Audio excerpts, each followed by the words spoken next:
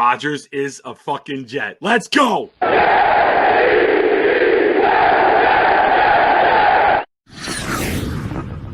Biggie.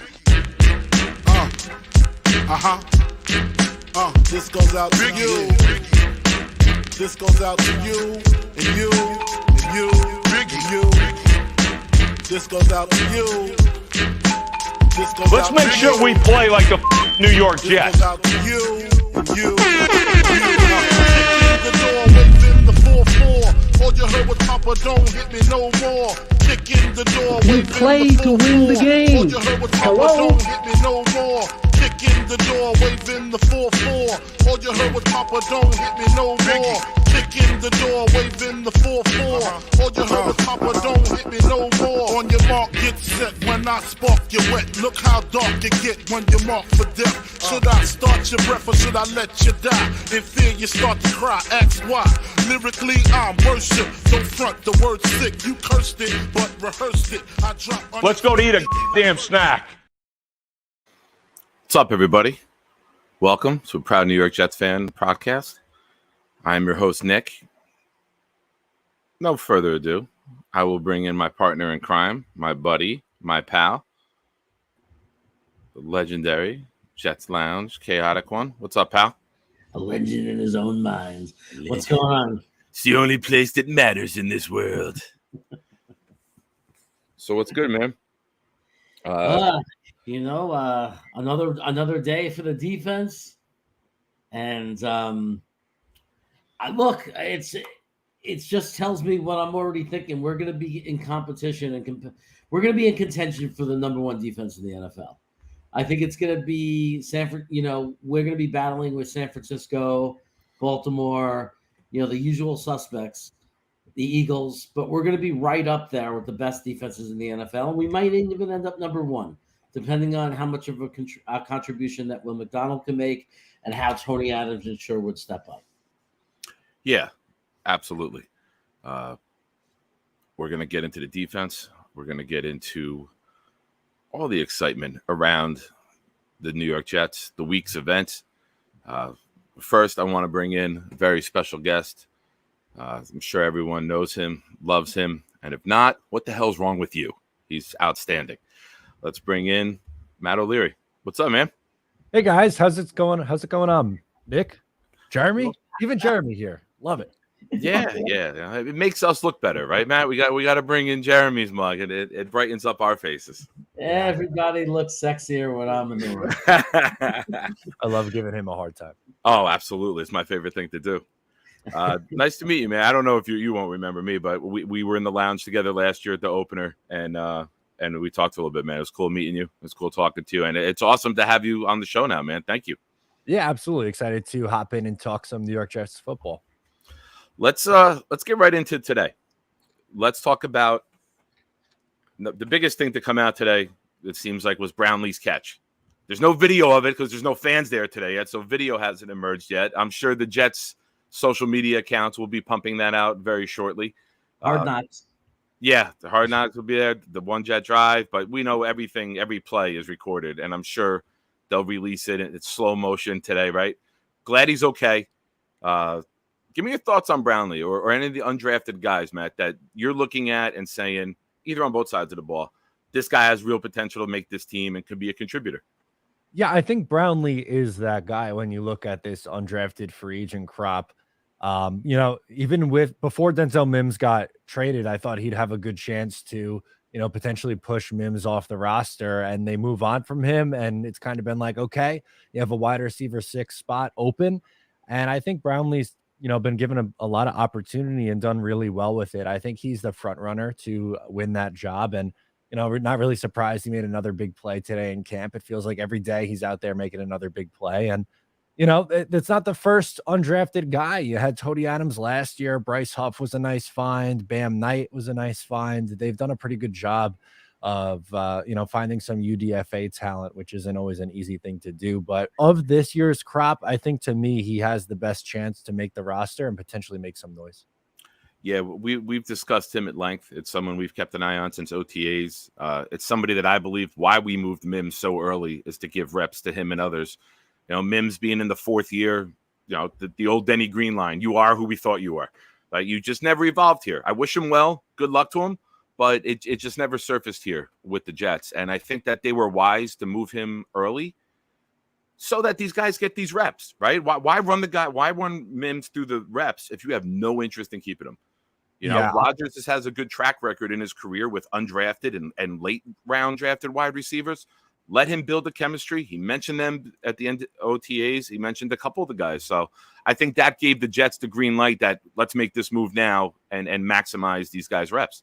Yeah, you're 100% right. I think, they pretty much told him before, like, you don't have to report to training camp. We're going to try to trade you, or if we can't find a trade partner, we're going to release you. And I'm with you. I think it was if they didn't want him, then, why put him through the motion and why give him any reps over a guy who you could potentially, see making this team. So, it was unfortunate that it didn't work out, but, it is what it is at this point. Okay. So what we do on the show here, we do a live, the tweets are coming in. Salah's press conference ends, and now we're going into, it looks like Mekhi Becton is at the podium taking some questions.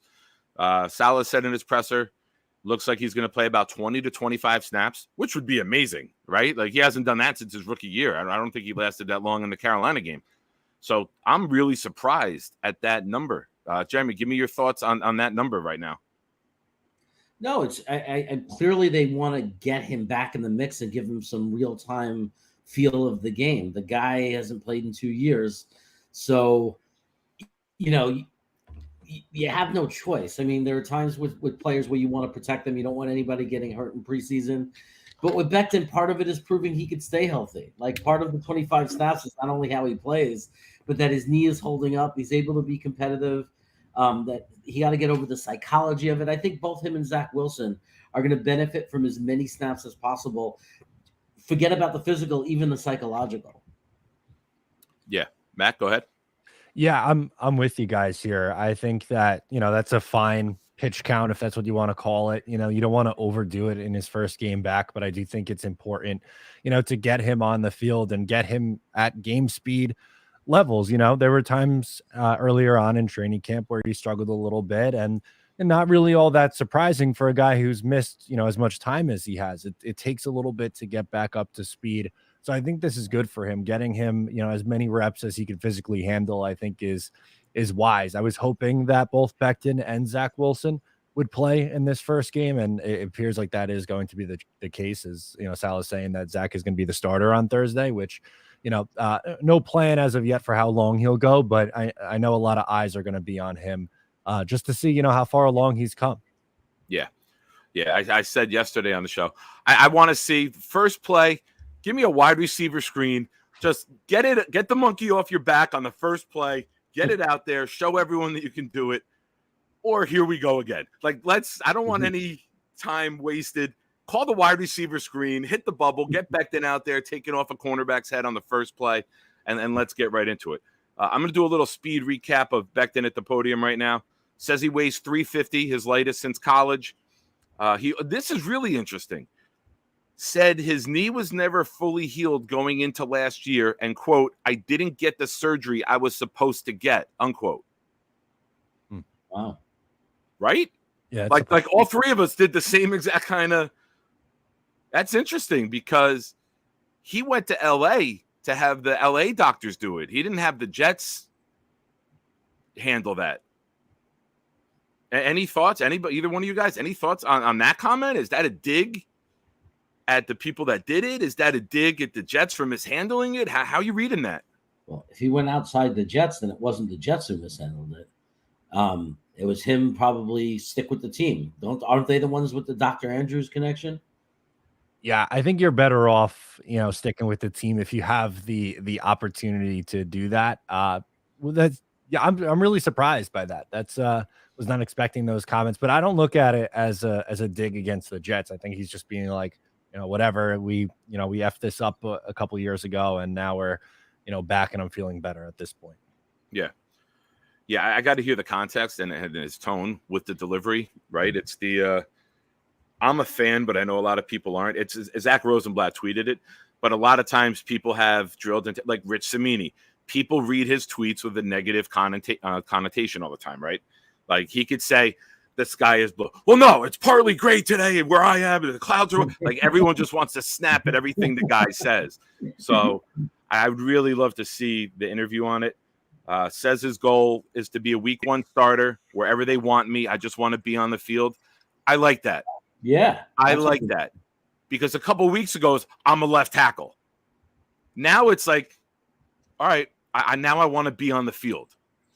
Matt, give me your thoughts on that comment. Want that. Yeah, like what Jeremy said, that's what you want from him. You just get him on the field, and if it's at the left tackle, great. I hope he plays left tackle and thrives. If it's right tackle, that's also fine. I think the Jets have to put their best 5 guys out there, and we haven't seen Dwayne Brown yet, unfortunately. I think he does, come back at some point this summer, and I would be really surprised if he's not the left tackle. So, there's a very real world where if Mekhi wants to be a starter on this team, that it's going to have to be at right tackle. So he might have to get used to that idea. Yeah. Yeah. He says he looks great, feels great, says he's ready to go. Next big thing. I mean, we all expected it. Garrett Wilson be back in practice on Saturday. Wasn't a long-term thing. No high ankle sprain. We were talking about that yesterday. We were on Everything New York Jet podcast, and we discussed that you don't want to hear the word high before ankle sprain, right? The high ankle sprain is the one that lingers, and you're looking 3 to 6 weeks, or some guys even longer. So that's a good sign that Garrett will be out there, missed a week. Listen, if you're going to get these little dinged up injuries, you want it the last week of July. You don't want it the last week of August or even deeper. But Jeremy, what do you think? The good news? Yeah, I mean, I think we've known for a bit now, and as long as no news is good news with Garrett Wilson. Like, as long as they're not saying anything, it means that it's not more than they thought it was, because they would have had to have said something by now. And again, like we said it yesterday, he's not wearing a boot. That's a big deal, because if they're trusting him to put weight on it and to be walking around, if there's any threat of ligament, anything real, even a high ankle sprain, they're not letting you do that. They have you in a boot. They have you putting no weight on it. They have you in ice almost all day. They want to get it to heal as soon as possible. They're not doing that because he's not seriously injured. He just kind of twisted his ankle a little bit. And obviously, given our history as fans and what we've experienced as Jet fans, we're going to panic over every little thing. But I think we could finally just take a deep breath and relax. There's nothing wrong with Garrett Wilson. He'll be back, after they give him an extra 2 to 3 days than he really needs, just because why wouldn't you at this point in camp? Yeah. Matt? Yeah, I'm with both of you guys here. I think, if Sunday or Thursday, even if you want to use that date, was a regular season game or an important game, I think he probably could play. But, there's no reason to rush him back. It's July. It was July when it happened. It was at training camp on Sunday, and he was out there with the team. He was walking around, kept tossing a football to himself. So you could tell, like, he was itching to get back out there. And as a competitor and just knowing the kind of guy that he is, that makes a ton of sense. But, I think it's the 100% right approach to take it slow with Garrett Wilson. I think there's no reason for him to rush back, and for the Jets to be a little bit extra cautious, because you still have over a month until the regular season starts. So no issue with how they handled it, and not surprised at all that he's going to be coming back on Saturday. I wasn't really anticipating this one being all too serious. Yeah. He's got to have his wheels right. So if they worked him out today a little bit, they said he looked good. Obviously he wasn't playing anyway on Thursday. So to Saturday. He'll be back out there, which is a good sign. Give me your Matt. Give me your thoughts on the Dalvin Cook situation, and what do you think of the weekend here? And give me your projection. What are you looking at here? Yeah, he visited with the team on Sunday. He was out there. He was getting chants. Love Green Bean's chant being a New York Post story of sign the contract is absolutely hilarious. Good stuff, Bean. Just amazing. But I do think something gets done, and I think he ends up a New York Jet. I would be surprised at this point. I don't think the Jets, let him come into the facility and, sit through pretty much an entire practice and get that close of a view if they weren't confident that this one was going to get home. They've been linked to him for months and months, it feels like. So I think this one's really only a matter of time before it gets done. And there's not really, with him being a veteran, there's not really a whole rush to get him in here. It's not like it's going to take too much time to get him acclimated and ready to go. So this one really could get done at any time, but I think he does end up a Jet. Okay. I got a take on this for fans that Jeremy knows, and I haven't seen this take out there very often. Give me your feedback on this. I think Jets fans should be absolutely ecstatic if he signs, and even more ecstatic if he doesn't. And here's why. If he doesn't sign, it tells me he knows Breece Hall is RB1 from day one, and he's not going to get the workload that he's looking for here. So if he chooses somewhere else, I don't think it has anything to do with our culture, our staff, our team, the projection of which team can do better. I think it's money was going to be similar to Miami. I think the deciding factor would be, all right, they got RB1 up there. Breece Hall is going to be back for the opener. We don't have RB1 in Miami. Mostert's always injured. Wilson has never really developed into a full-time guy. They got the third-round draft pick whose name slips my mind right now. I got a chance to be RB1 down here. So I think Jets fans can look at it as like, okay, like if the Jets said to him, listen, we're going to put Breece on the pup. Don't tell nobody. It's going to be your show for the first several weeks. I think he signed already if he was told that. What do you think about that?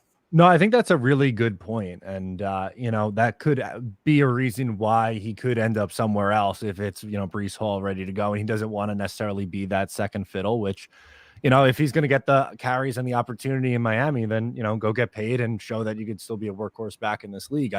I get it. And another thing too, like if Dalvin Cook is the guy that, he was through the entirety of his career, in this upcoming year, like great, that would be a nice addition for the Jets, but I don't really look at it as this massive make or break thing. Like if he decided to go elsewhere, I don't think it would be some catastrophe. I like the rest of the Jets running back room.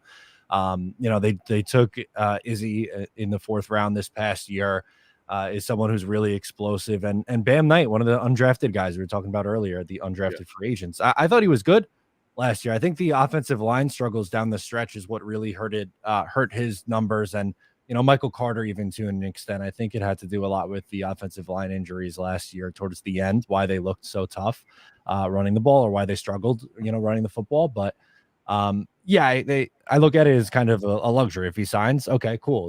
They work that in, but if not, I don't think it's going to be this make or break thing for this Jets season. Agree. A little more on the Becton comment came out. This is from Samini. Becton, who was recently critical of the coaching staff for causing his injury by moving him to right tackle, now says the injury wasn't fully on the coaches.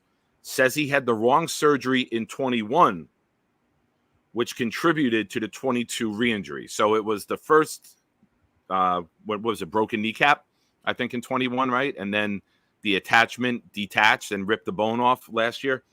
Now says he's willing to play right tackle. Samini adds, playing right tackle puts more stress on his twice repaired right knee. Yes, there's medical reasoning behind that. So far, he has played only left tackle in camp and says his goal is to be the starter. Listen, let's be honest. If Mekhi Becton can be on the field, if Mekhi Becton can be the monster in the run game that he was, we saw glimpses of in his rookie year, if he could develop a little more as a pass protector, that's a huge win for us. Because let's be real, expectations have to be here after the last 2 seasons. Like anybody who's like talking Pro Bowl, All Pro, I'm very optimistic, Matt. People, Buffalo Jet fan, Jeremy, Dom C, all my buddies, Tigo, pick on me and say how optimistic I am, right? I'm always looking at the bright side of every situation. I can't even bring myself, if you give me 15 starts, I'm doing backflips. Right? So, we got to reel in the expectations. Stay healthy through camp. Stay healthy through Thursday. Let's not even get through all camp. Get through these 20, 25 plays.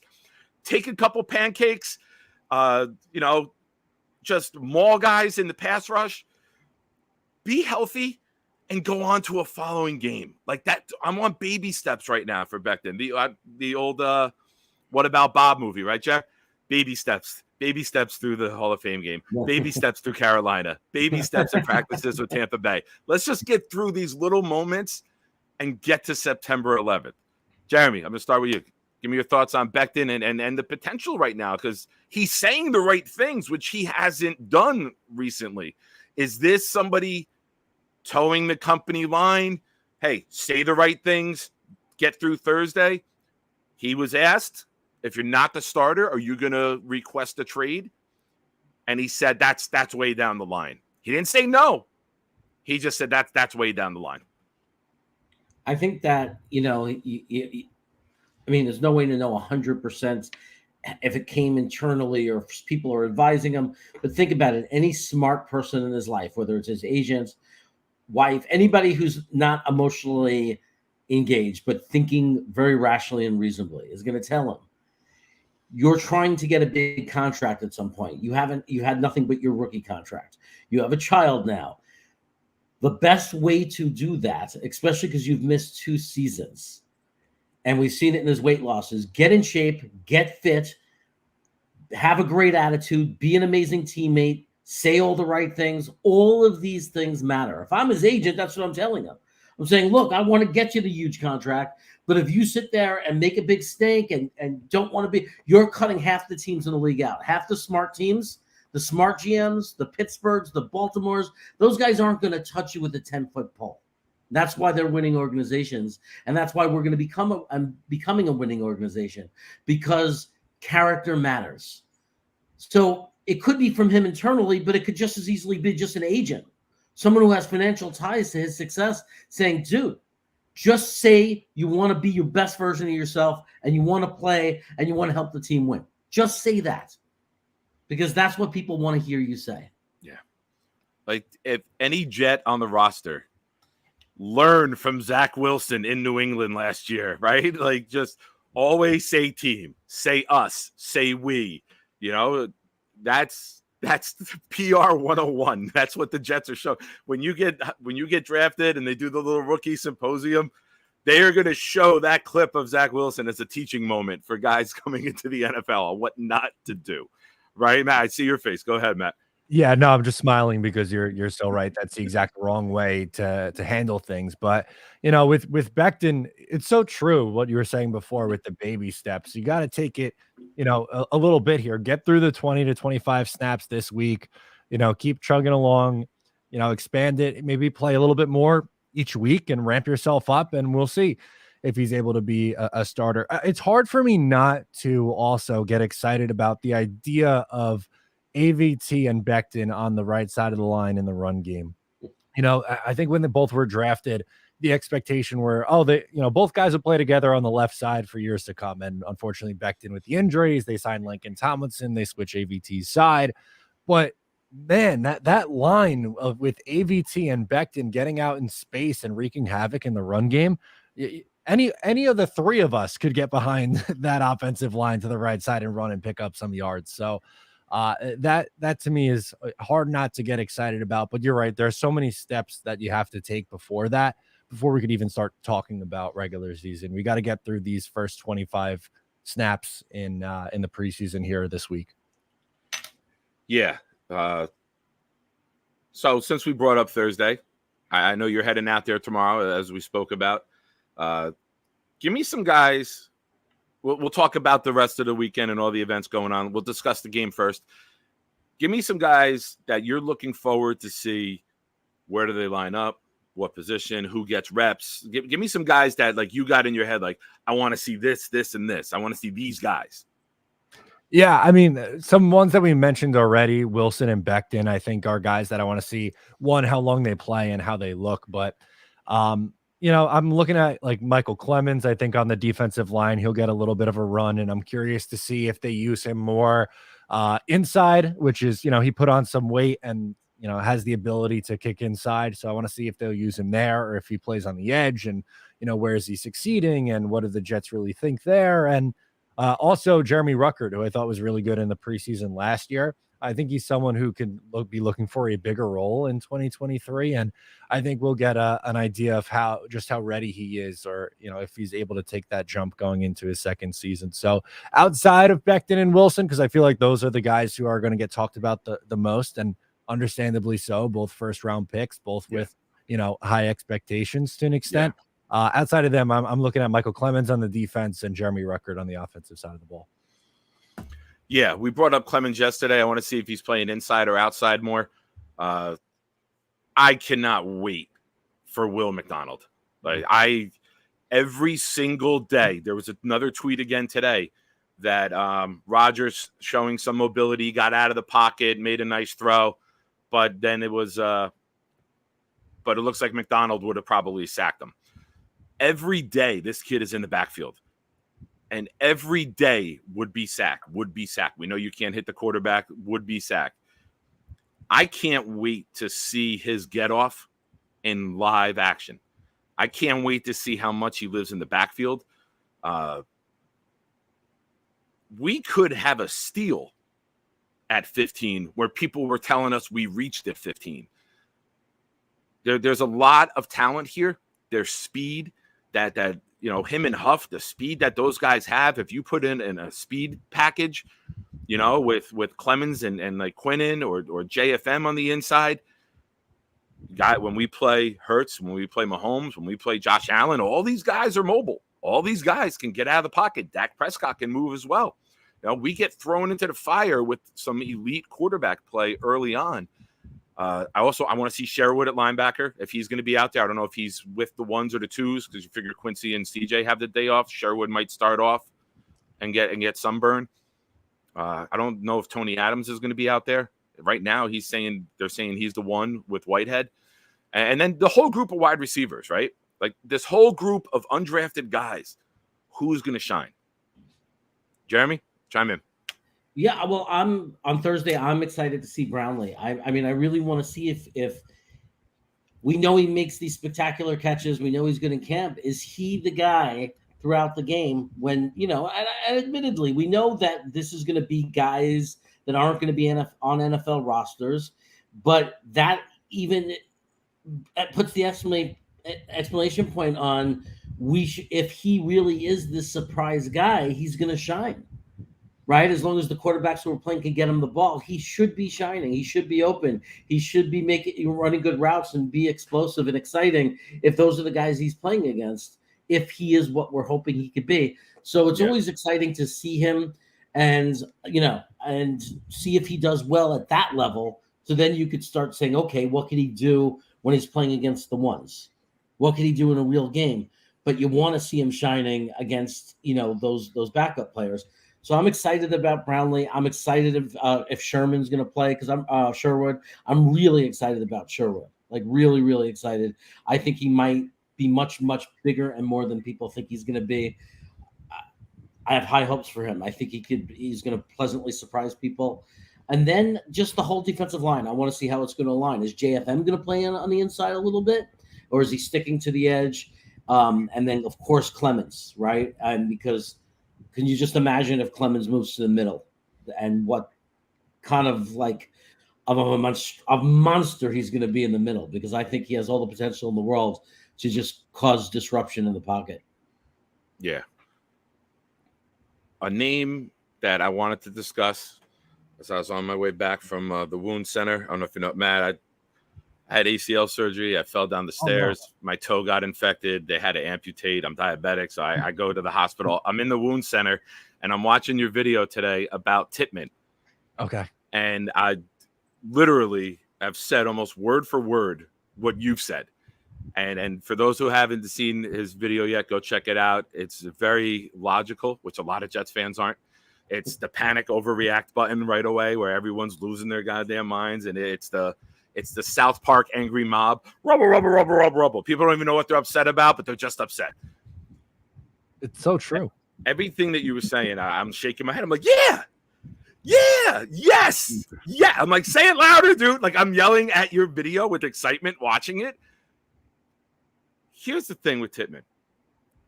We don't have a weak-ass asset playing quarterback anymore. We don't have some schlub back there like Zach Wilson. We have a premium asset that we have to protect. We're not going to roll the dice. We're not going to cross our fingers. We're not going to hope that Tippmann is ready.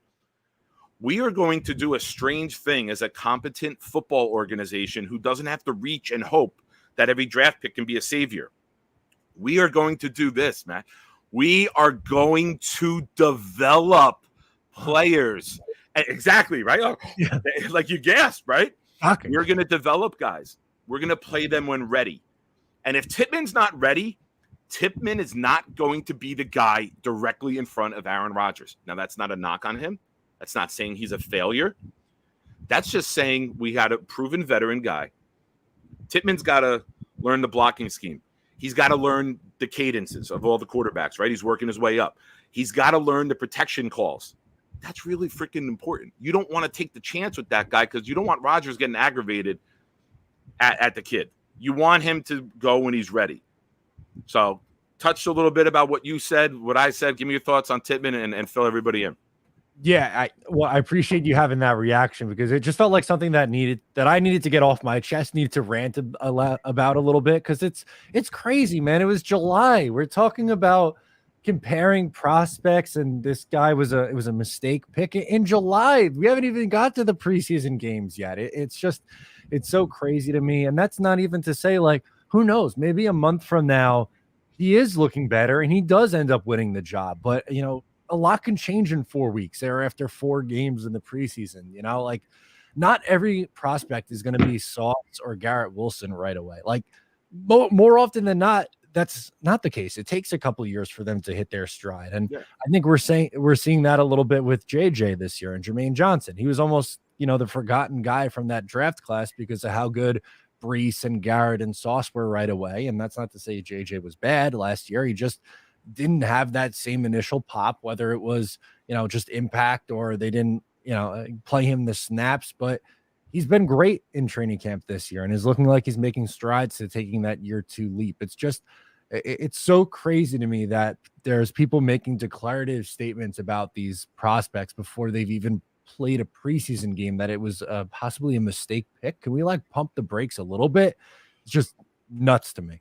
Yeah. I mean, he can go out Thursday and have 6 pancakes, make all the checks and reads, perfect shotgun snaps, and now all of a sudden move up the depth chart a little bit, right? Like that's what you want a rookie to do. You start them low, and then like Salah said last year, earn it. Nothing's going to be handed to you. Earn it. When your play earns it, you are going to play. Jer? Yeah, I mean, I don't think there was anything that should have caused the panic about what Salah said. He said New York.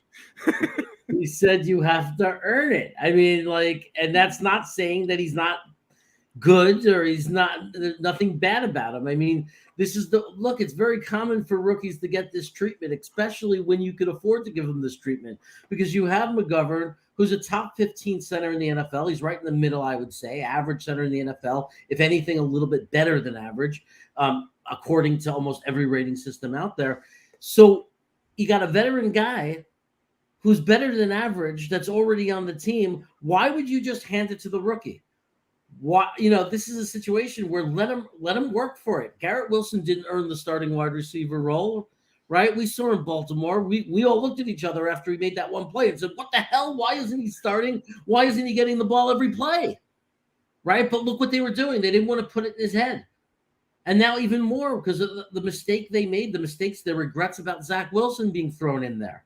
So, and I know it's a different position, but it's the same thought process. It's like, why do we got to throw this guy in if we don't have to? Why would you take a guy out of college learning the playbook, brand new to the NFL, when you got McGovern and said, we're going to throw you into the number 1 spot in practice? That doesn't make any sense. He'll get plenty of playing time in the preseason games. If he's pancaking people, if he's dominating people, he'll earn his right to that spot. And if he doesn't, there's no reason to panic because there's no reason to think that he's not going to get much bigger and much stronger between now and a year from now in the NFL.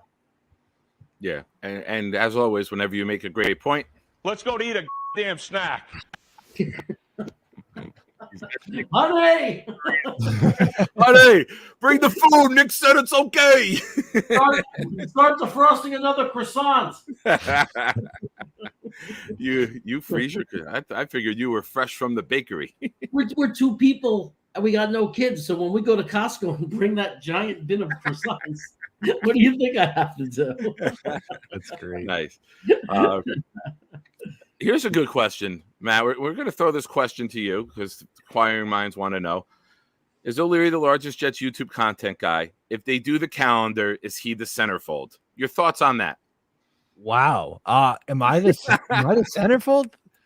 Biggest in height, I would think, right? How Well, tall? that's why you get the old Playboy centerfold that opens up and Okay. it's extra pages. How tall you are? Well, how tall is Buffalo? He's pretty tall too, right? I don't remember if I met him. I don't think He's he's a little taller than shorter. me. I'm like 6'3", and he's right there, close to Yeah, me. Okay. he's around I got mid-size.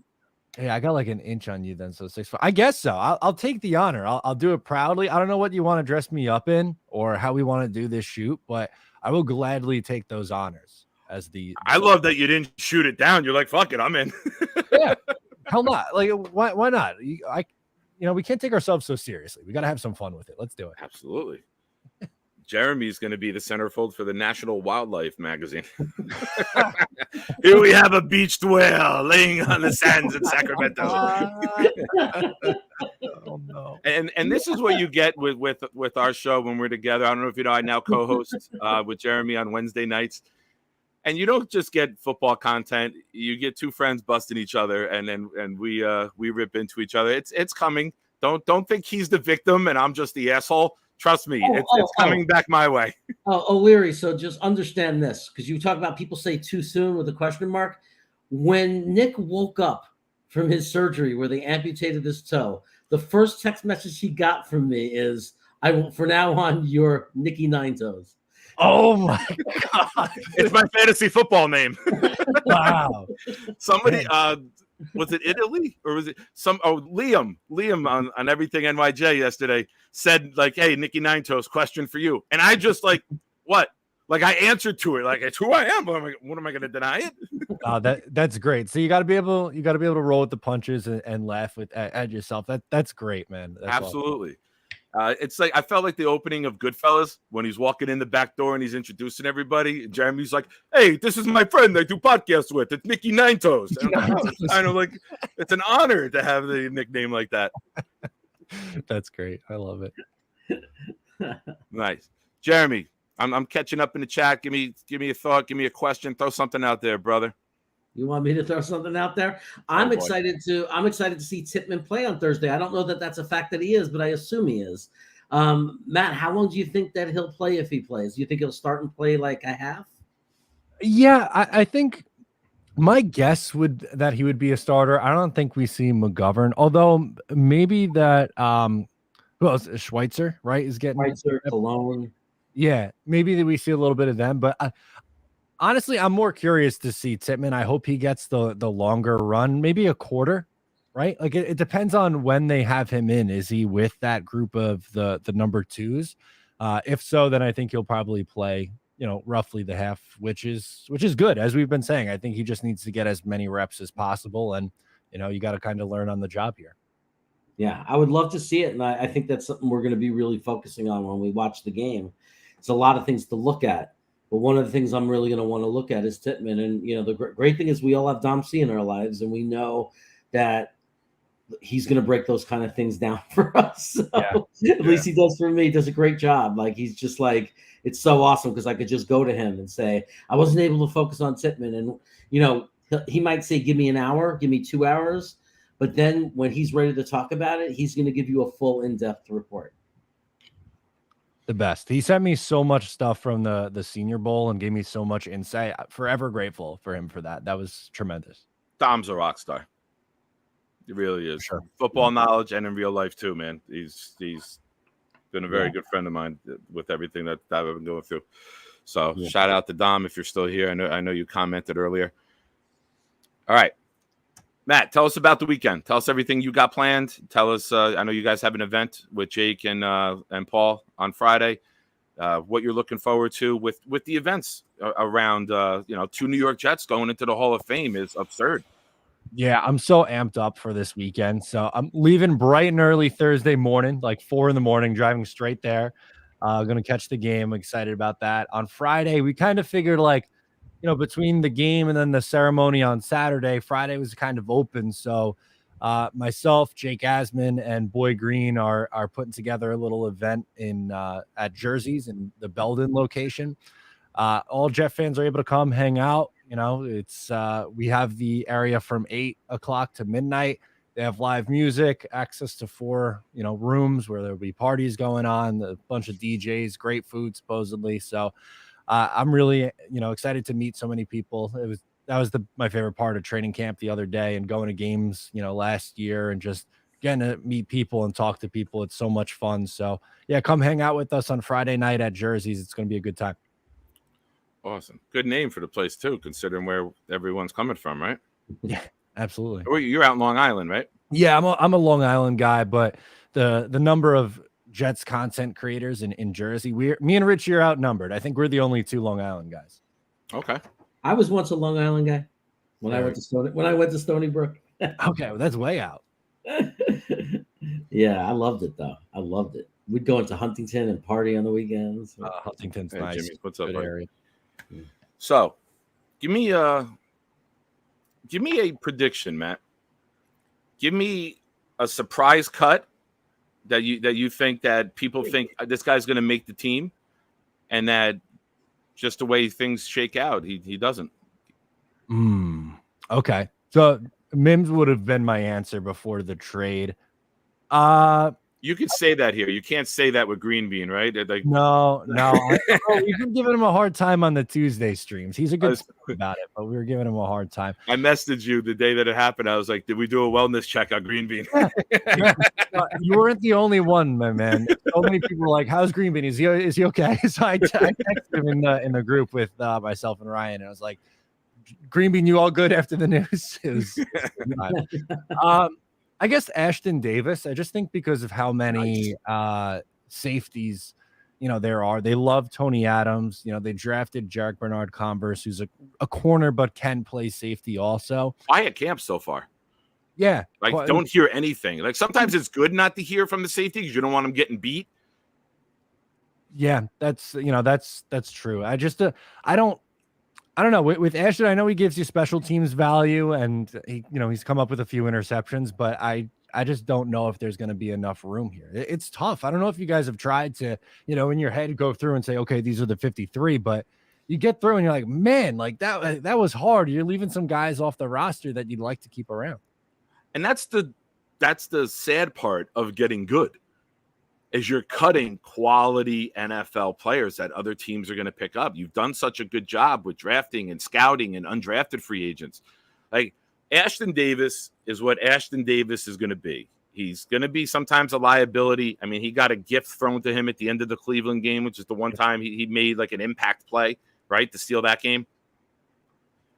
Much like with Mims, I would move on from Davis and give me Trey Dean. Yeah. Give me a guy who will go play special teams as well. I said to Jeremy early on when we first drafted him, when he went undrafted, which was a surprise to a lot of us because, a lot of the mocks, 4th, 5th round, we were looking at him. And I said to Jeremy, just go be Justin Hardy's shadow. Yeah. Go be Justin Hardy's shadow. Learn how to be a special team star. Not everybody becomes Ronnie Lott, right? Or Ed Reed. Some guys find their niche in the league as a special teamer, as a backup safety, a third safety in certain packages. Guy gets injured, you could fill and start. Just, I don't want to see Trey Dean go, who could be promising. And we know what Ashton Davis is, and we know his ceiling. We don't know what Trey Dean could become. So that's a guy that, like, I love that. I would swap that out right now, like, as is. Yeah, no, I'm with you there. By the way, I like Trey Dean. I thought he was a draftable player, and for him to go undrafted and for the Jets to grab him, I was pretty happy with that. And you're 100% right. There's so many roles in the league where you could be a special teamer for 7 to 10 years in the league, and carve out a nice little role for yourself that way. Yeah. It doesn't have to be. You don't have to be the starter, the guy getting 5 interceptions every year. You can go out there and make plays on special teams. There's value in that. Absolutely. Jared, give me a surprise cut.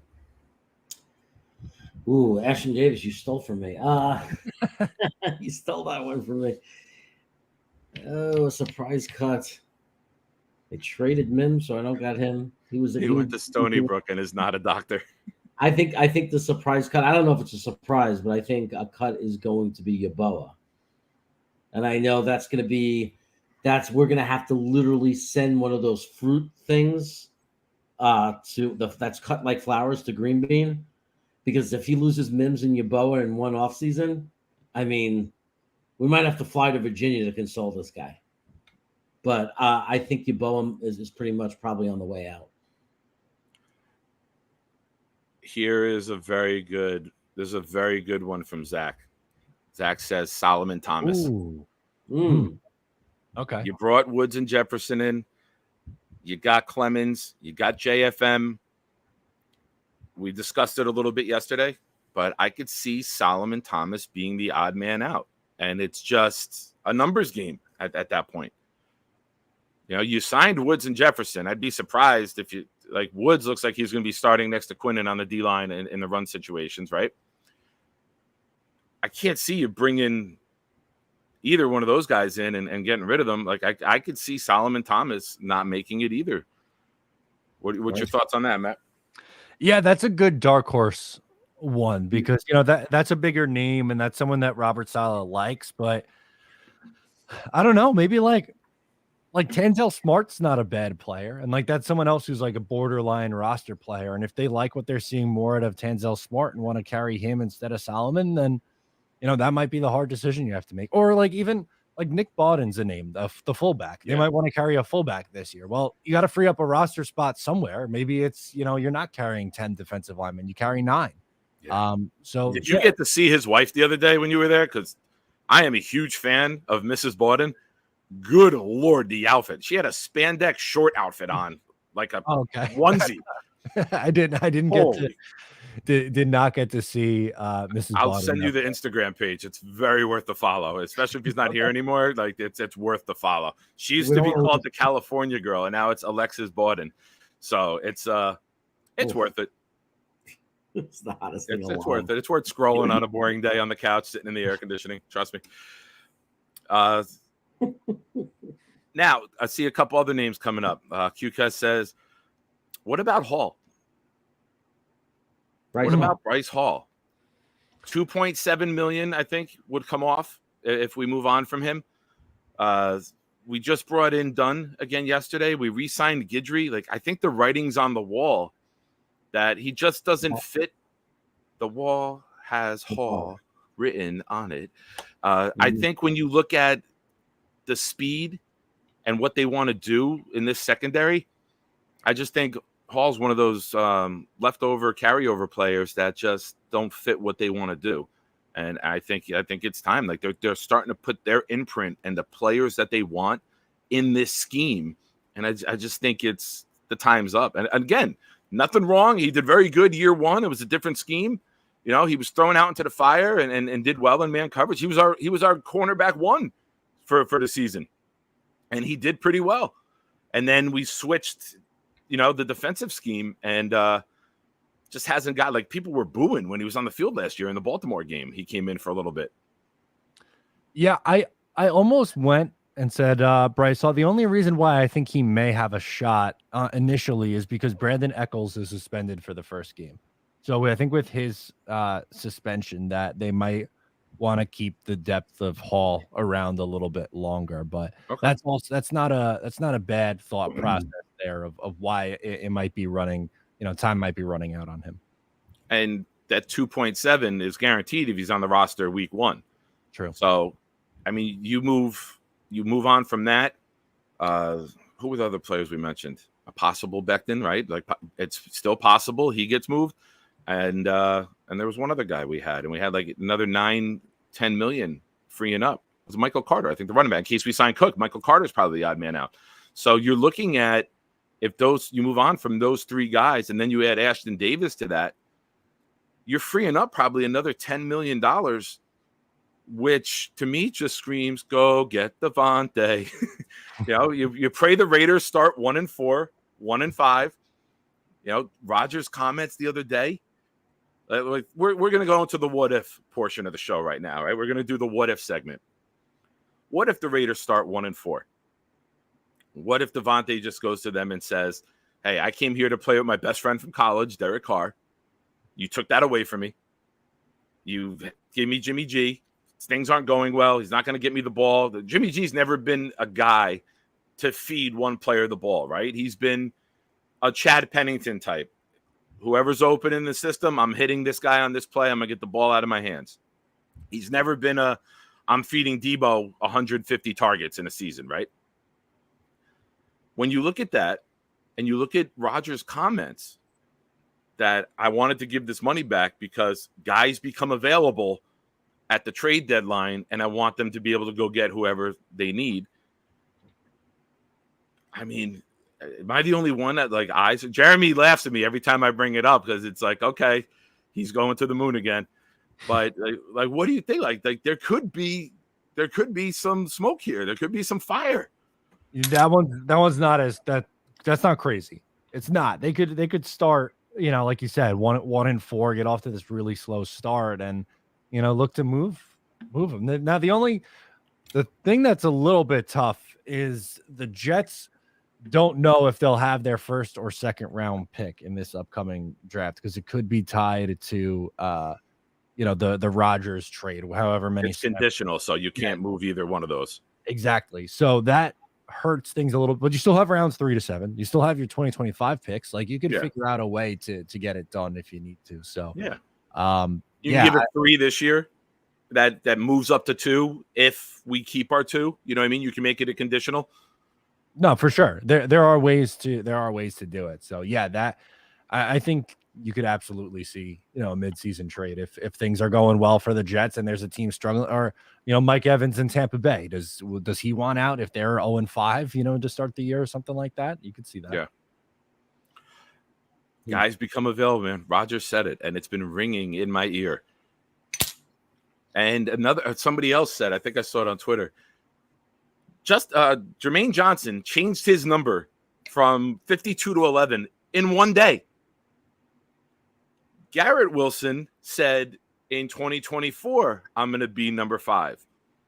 One of the theories was a midseason trade for Devontae. He's keeping 17, so Devontae could pay him for the number this year, and then he moves to number 5. So, I mean, we're going deep into the rabbit hole here, but that's good. I'm in on that. Yeah, right? It's a win-win. How are you going to cover? Let's talk about it on the field now. Say it does happen. How the hell are you going to cover those two? Immediately the best tandem in the NFL. We'd have the best cornerback and best wide receiver tandem in the NFL. Yeah, probably. Probably right. That's crazy to think about, but yeah, you're right.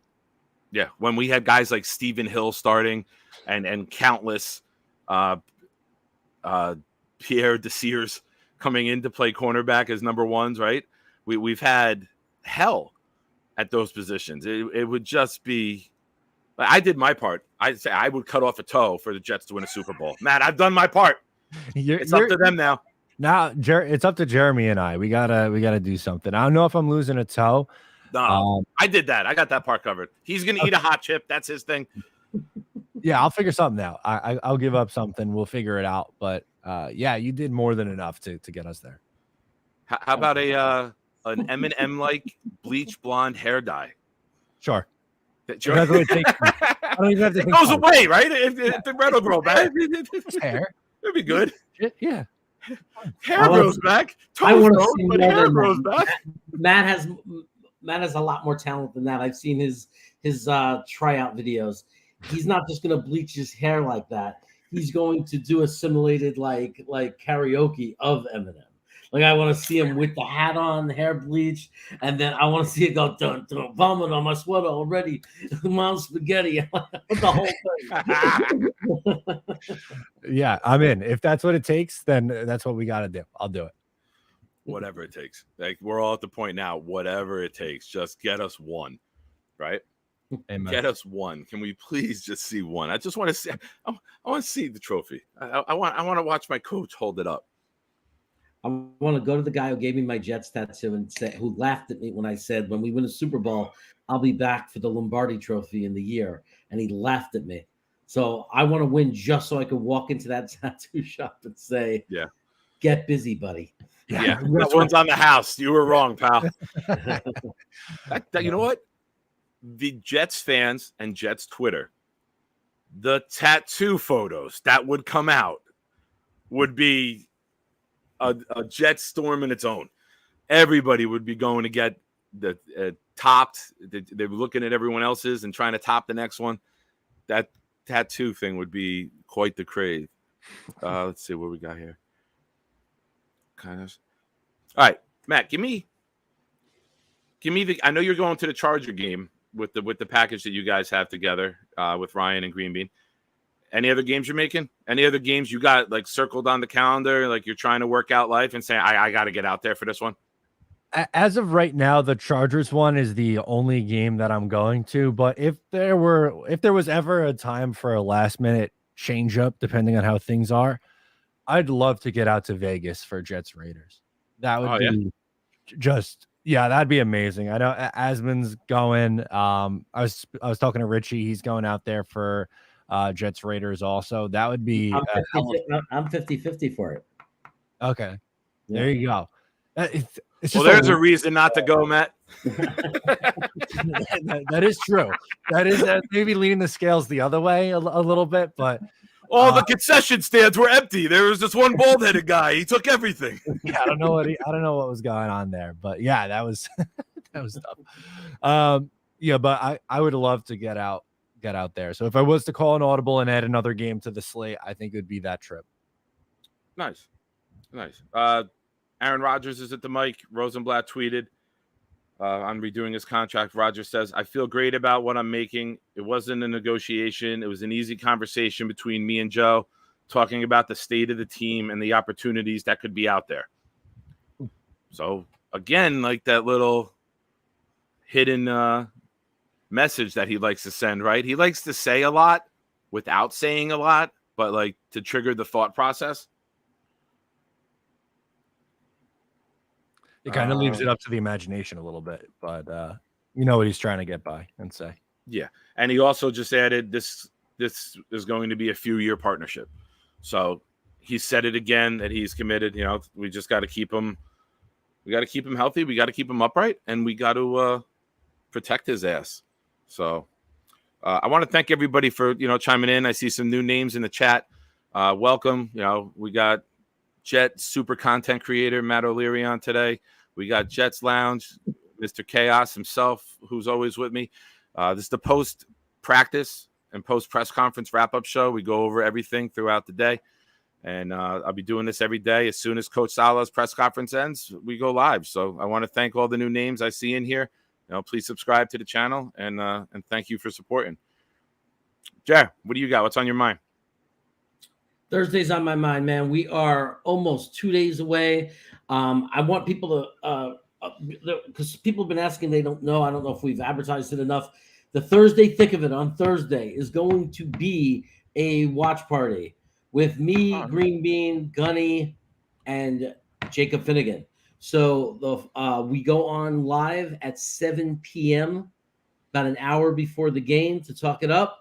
And then we'll be staying for the entire game and doing a reaction party. So I just want to make sure they all know. And it will be on the Talking Jets channel.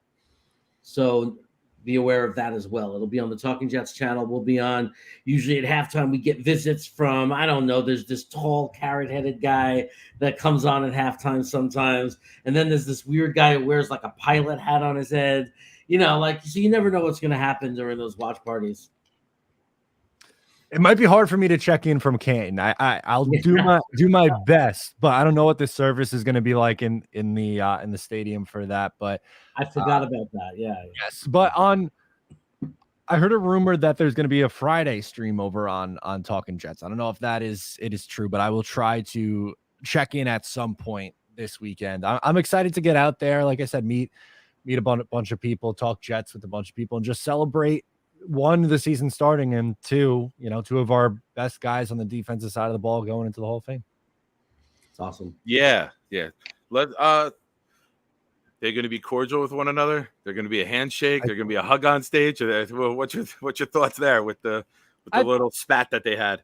Yeah, that sucked, but I think it'll be okay. I think they'll iron things out. I expect it to be cordial and friendly, and it should be a time for celebration, not a time for beef.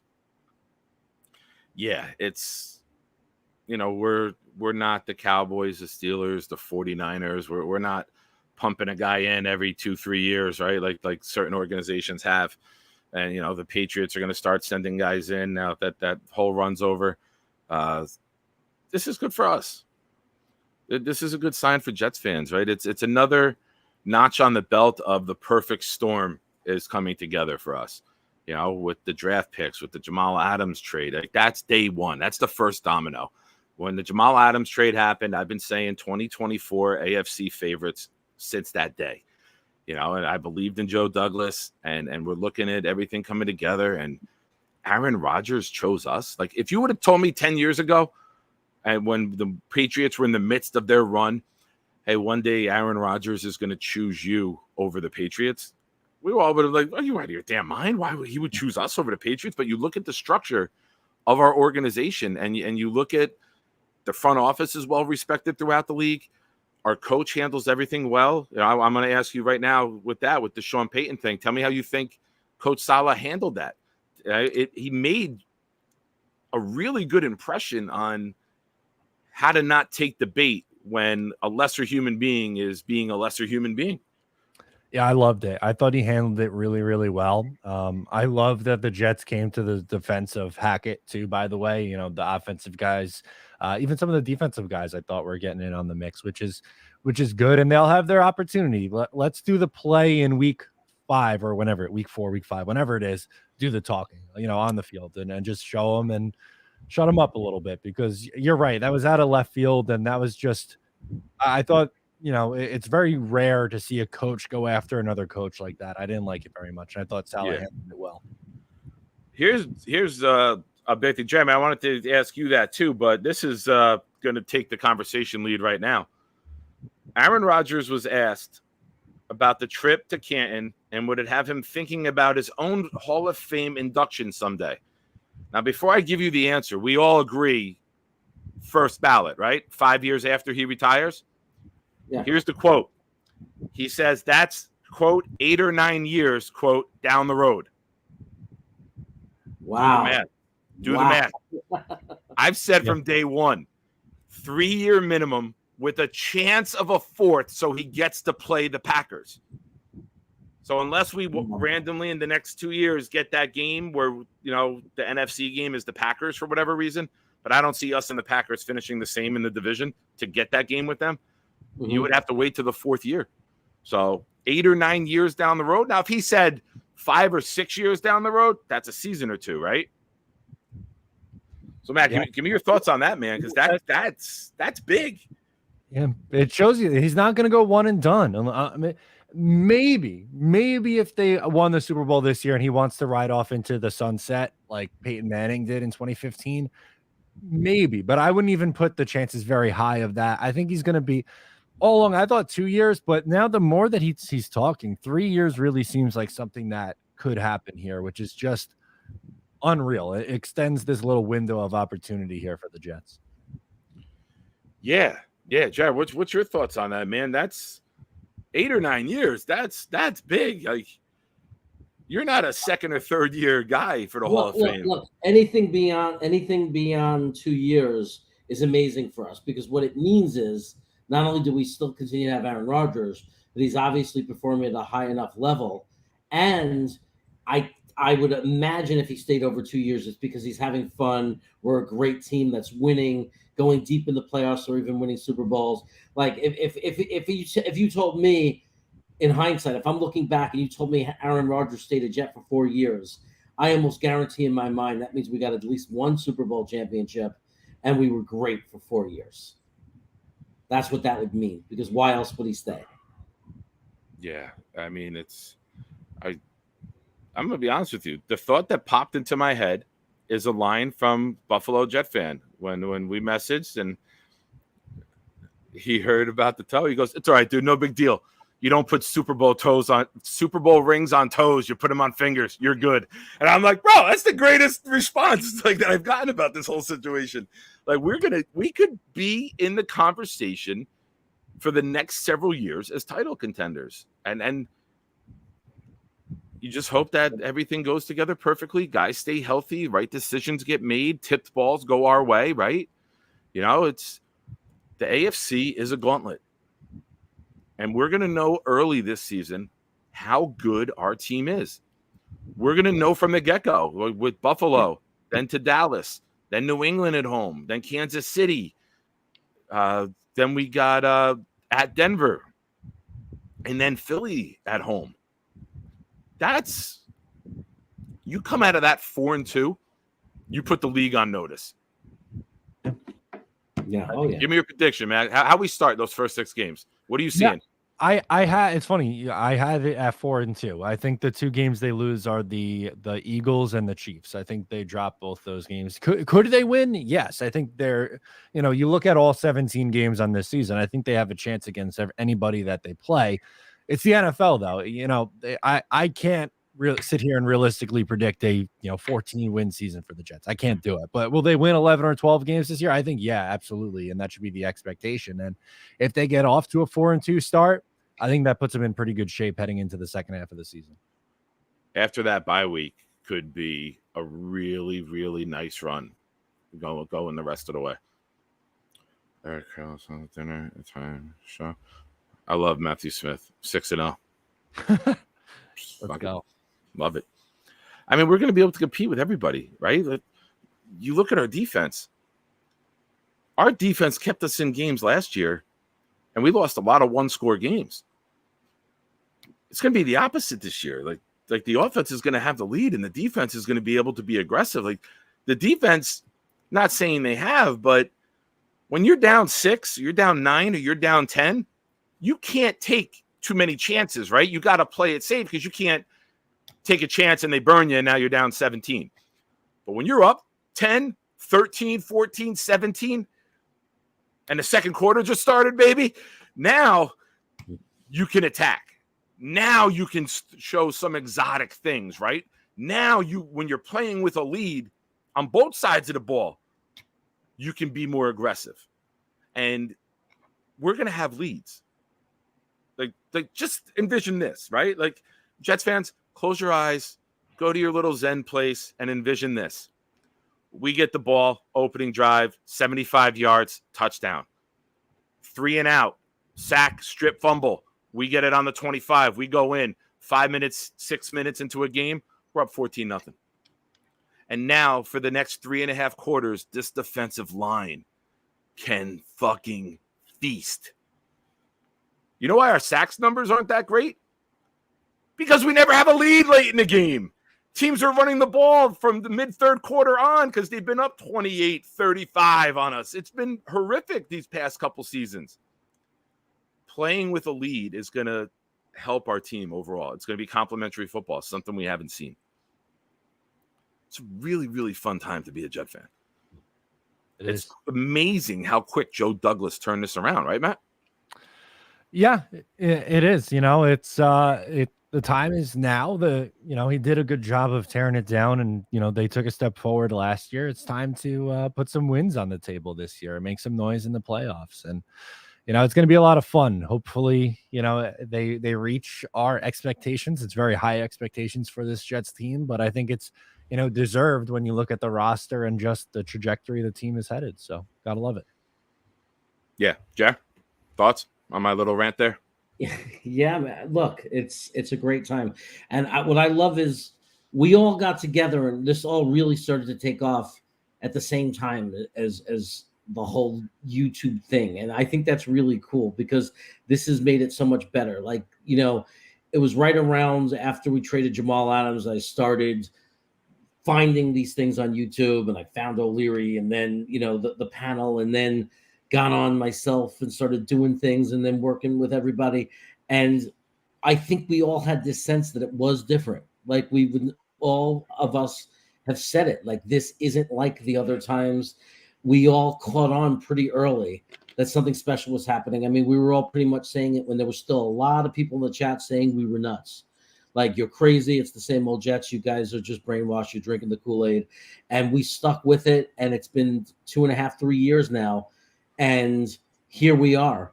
And we've watched this whole thing happen just the way we saw it happening. Like, we were watching it from the very beginning that something was different when we traded up for AVT. Like, there were the Jamal Adams trade, like those little things along the way. And we felt that difference, that we had a real GM. Then they brought in Saleh, and finally we weren't a laughingstock. He wasn't saying embarrassing things. He brought respectability back to the locker room. We started bringing in high character guys. and started signing smart deals. Like, we didn't pay crazy money for the best guy at this. We brought in sensible guys at good value, like with Carl Lawson and then Reed and then the other guys we brought in that didn't work out. JD structured the contracts that we can get out of it in like a year anyway. So he didn't allow us to be stuck in bad contracts. We just did everything really, really well. And it's been a lot of fun. And I think this is the year, and we're about to see the payoff. We're about to all get the reward.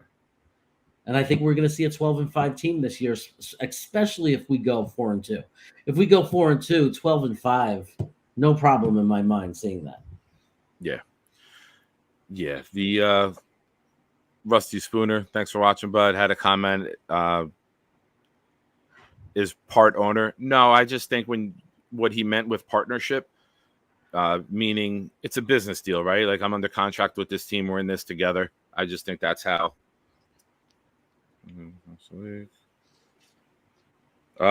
Non-Jet related, the interest in Colts running back Jonathan Taylor is building across the league, but the question is, will Indy listen? So that's not Jet related, but that tweet just came in. It's worth keeping an eye on.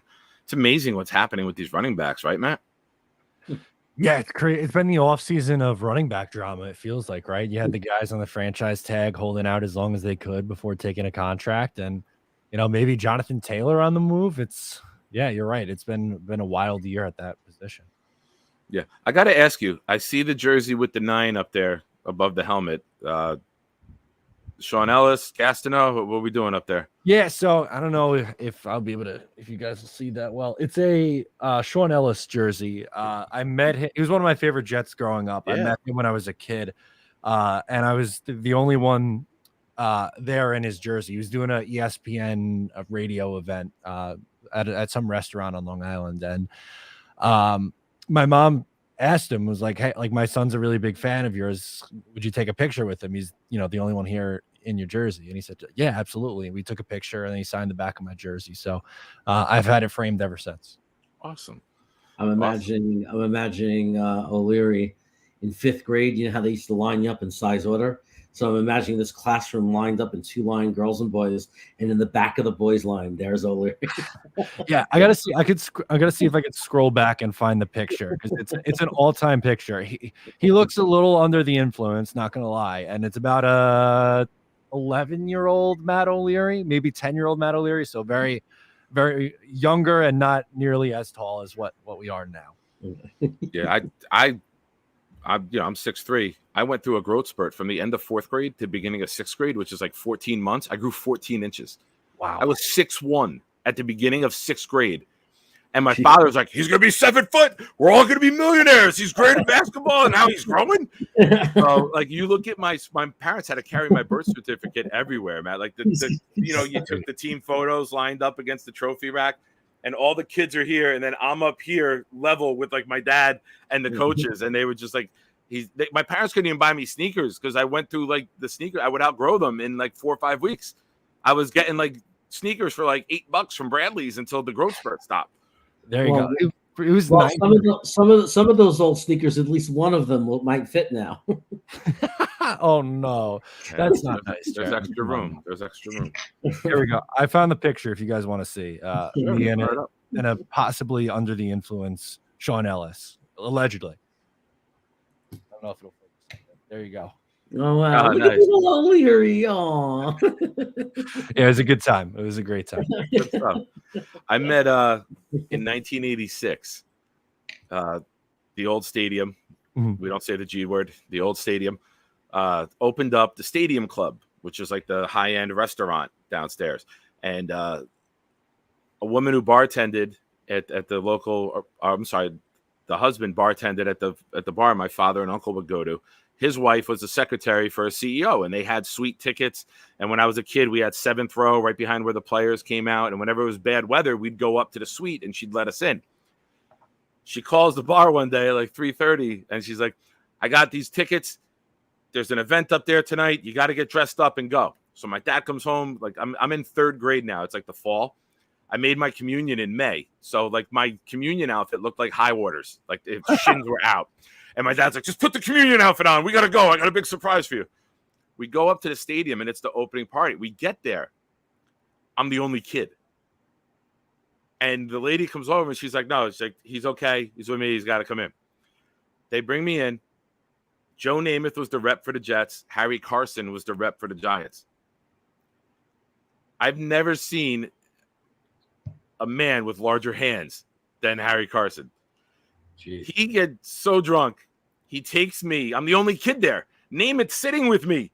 He's like, I just want to sit here. I want to hang out with you. Namath tells the cocktail waitresses, hey, my buddy Nicky likes the little pigs in a blanket. Whenever you bring them out, you bring it to him first and give him first choice. Oh, my God. Fast forward to the next hour.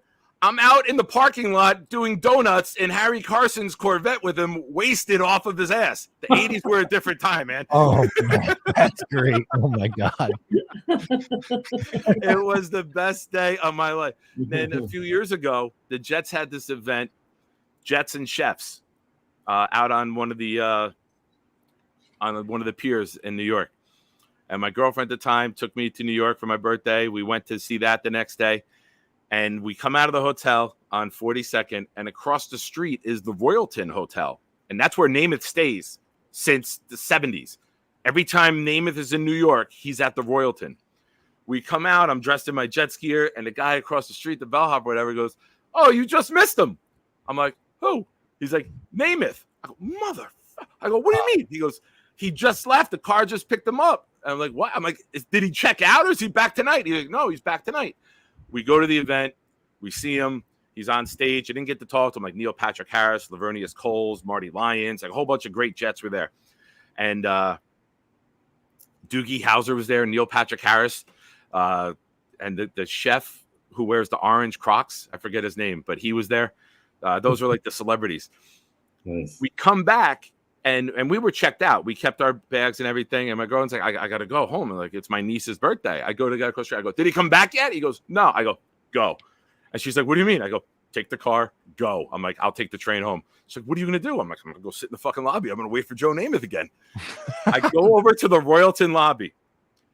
I am in people's wedding photos because it was black tie event in the lobby. I'm in jeans and a jet long sleeve like cotton shirt, drinking $12 Amstel Lights, waiting for Namath.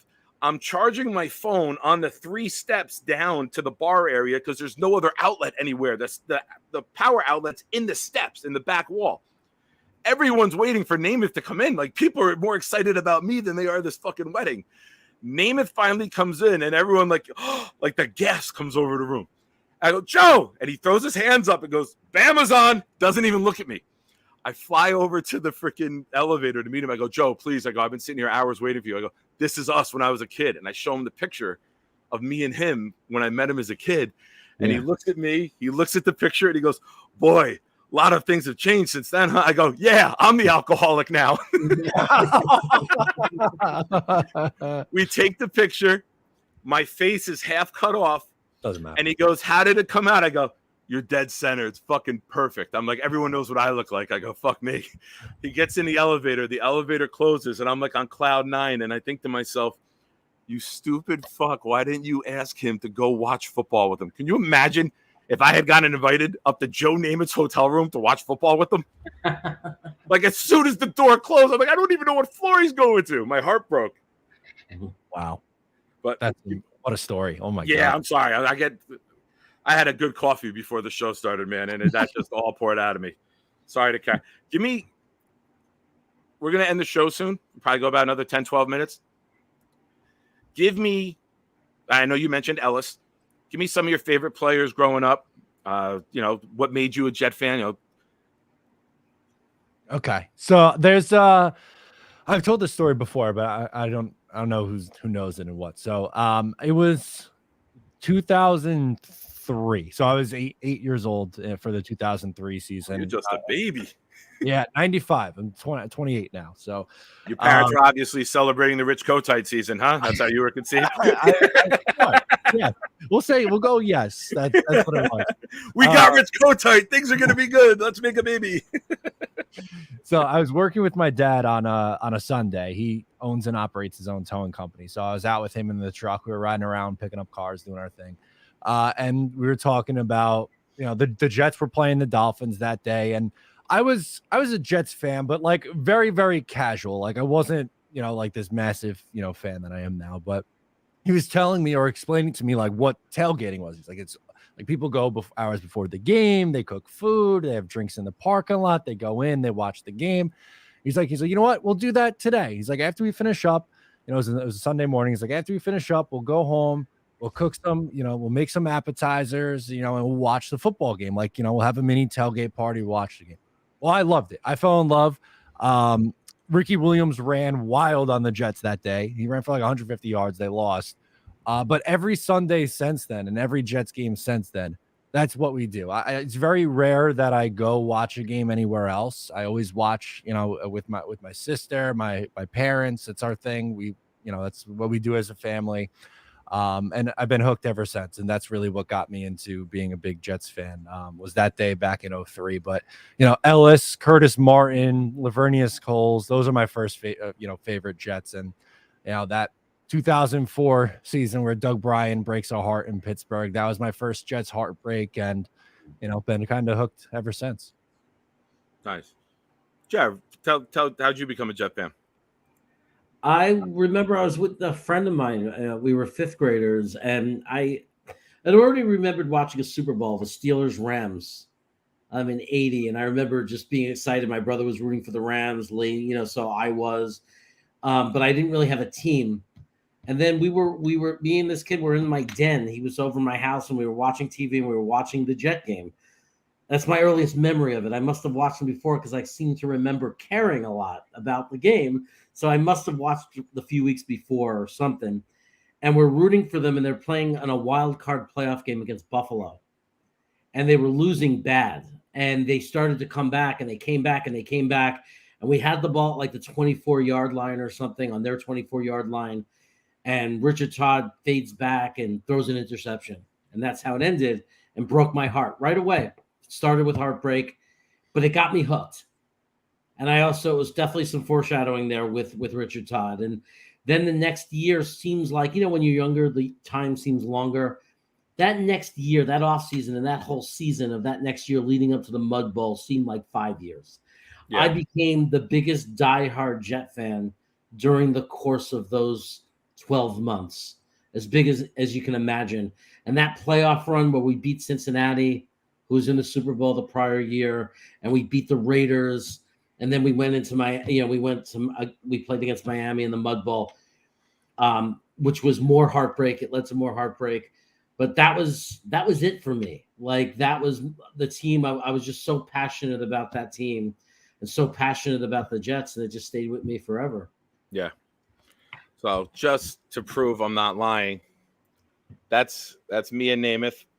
Amazing. With my communion outfit on and probably the worst hair day ever. That's great. And then let's see the drunk one. Where'd it go? I wasn't lying. I told you I cut my face off. That's okay. You got him in the middle. That's all that matters. That's exactly. I was like, dude, you're dead center. It's perfect. Everyone knows who I look like. There's no question that it's you. That's great. But all right, I got some medicine and stuff I got to take. Matt, I want to thank you. Thank you so much, man. You have an open invite. We do the show as soon as practice ends. If there's a day you're hanging out, shoot me a message. Like, hey, can I hop on? You're more than welcome to join. Jeremy, I guess thanks. So give me something in closing, Jared. We'll go around and close shop, and then we'll head out. We're 2 days away. Everything's going well. We've been saying it for months now. Enjoy this time. Don't let any sports writers, don't let the beat bring you down. Don't let whatever's happening bring you down. Enjoy this time. This is the time we've all been waiting for. This is as good as it gets. We get to go into a season with a legitimate shot to win a Super Bowl, and we have to start enjoying that right now. Enjoy the journey. You have to enjoy the journey. Amen. Matt? Thank you so much, guys, for having me on. Nick, it was a pleasure. Jeremy, you're okay too, I guess. Good. Valid. Good time, as always, hanging out. Love talking football. We'll do it again real soon. And yeah, if you're going out to Canton, let me know, and hopefully we could meet up, get to meet some more people out there. Awesome. I want to thank both of you guys. I want to thank everyone in the chat, new subs, everyone who watched the show. You guys drive this. This is why we do it, to interact with you guys. It was an awesome time. And as always, be loud, be proud, New York Jets fans. Take care. Rodgers is a fucking Jet. Let's go.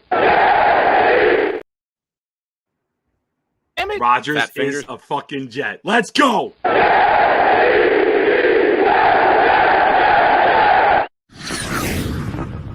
Biggie. This goes out to you. This goes out to you and you and you and you. This goes out to you. This goes Let's out make to sure you. we play like the New York This Jets. goes out to you and you and you. Kick in the door, waving the 4-4. All you heard was Papa, don't hit me no more. Kick in the door, We waving play the to win the 4-4. game. All you heard was Papa, Hello? don't hit me no more. Kick in the door, waving the 4-4. All you heard was Papa, don't hit me no more. Kick in the door, waving the 4-4. All you heard was Papa, don't hit me no more. On your mark, get set. When I spark you wet, look how dark you get when you're marked for death. Should I start your breath or should I let you die? In fear you start to cry, ask why. Lyrically I'm worship, don't front the word sick. You cursed it, but rehearsed it. I drop. Let's go to eat a damn snack.